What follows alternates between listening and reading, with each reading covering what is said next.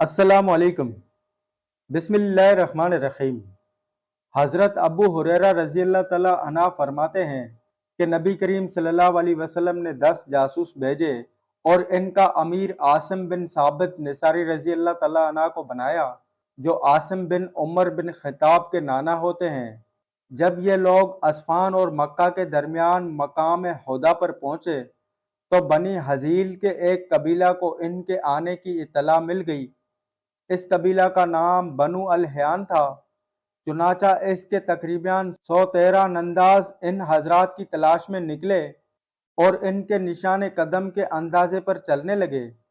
آخر اس جگہ پر پہنچ گئے جہاں بیٹھ کر کھجوریں کھائی تھیں۔ انہوں نے کہا کہ یہ یثرب مدینہ منورہ کی کھجور کی گٹلیاں ہیں۔ اب پھر وہ ان کے نشان قدم کے اندازے پر چلنے لگے۔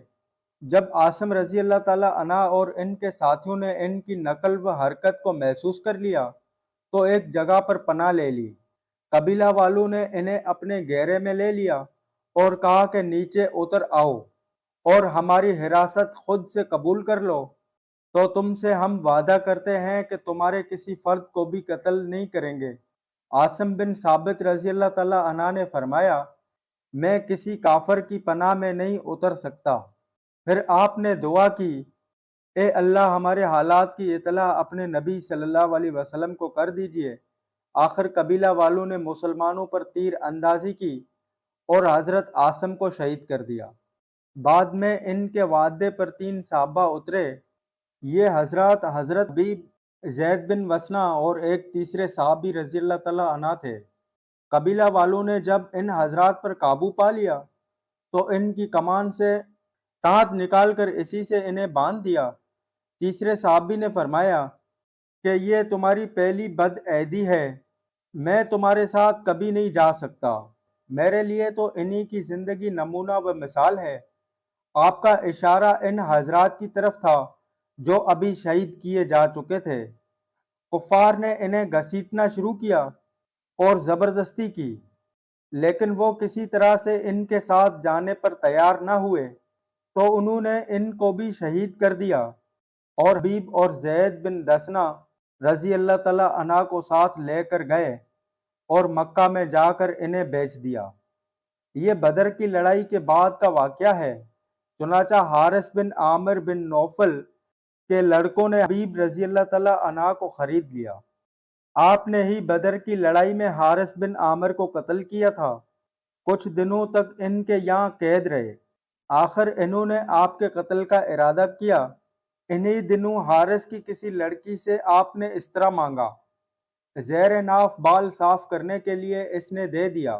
اس وقت اس کا ایک چھوٹا سا بچہ اس کے پاس کھیلتا ہوا چلا گیا۔ اس عورت کو خبر نہ ہوئی۔ پھر جب وہ آپ کی طرف آئی تو دیکھا کہ بچہ آپ کی ران پر بیٹھا ہوا ہے اور اس طرح آپ کے ہاتھ میں ہے۔ یہ دیکھتے ہی وہ اس درجہ گھبرا گئی کہ حضرت حبیب رضی اللہ تعالیٰ عنہ نے اس کی گھبراہٹ کو محسوس کر لیا اور فرمایا، کیا تمہیں اس بات کا خوف ہے کہ میں اس بچے کو قتل کر دوں گا؟ یقین رکھو میں ایسا ہرگز نہیں کر سکتا۔ وہ خاتون کہتی ہے کہ خدا کی قسم میں نے کبھی کوئی قیدی حبیب رضی اللہ تعالیٰ عنہ سے بہتر نہیں دیکھا۔ خدا گواہ ہے کہ میں نے ایک دن انہیں انگور کے ایک گوشہ سے انگور کھاتے دیکھا جو ان کے ہاتھ میں تھا، حالانکہ وہ لوہے کی زنجیروں میں جکڑے ہوئے تھے اور مکہ میں اس وقت کوئی پھل بھی نہیں تھا۔ وہ بیان کرتی تھی کہ وہ تو اللہ کی طرف سے بھیجا ہوا رزق تھا جو اس نے حبیب رضی اللہ تعالیٰ عنہ کے لیے بھیجا تھا۔ پھر بنو حارث انہیں لے کر حرم سے باہر نکلے تو حبیب رضی اللہ تعالیٰ عنہ نے ان سے فرمایا کہ مجھے 2 رکعت نماز پڑھنے کی اجازت دے دو۔ انہوں نے اس کی اجازت دی تو آپ نے 2 رکعت نماز پڑھی اور فرمایا، خدا کی قسم اگر تمہیں یہ خیال نہ ہونے لگتا کہ میں گھبراہٹ اور پریشانی کی وجہ سے دیر تک نماز پڑھ رہا ہوں تو اور زیادہ دیر تک پڑھتا۔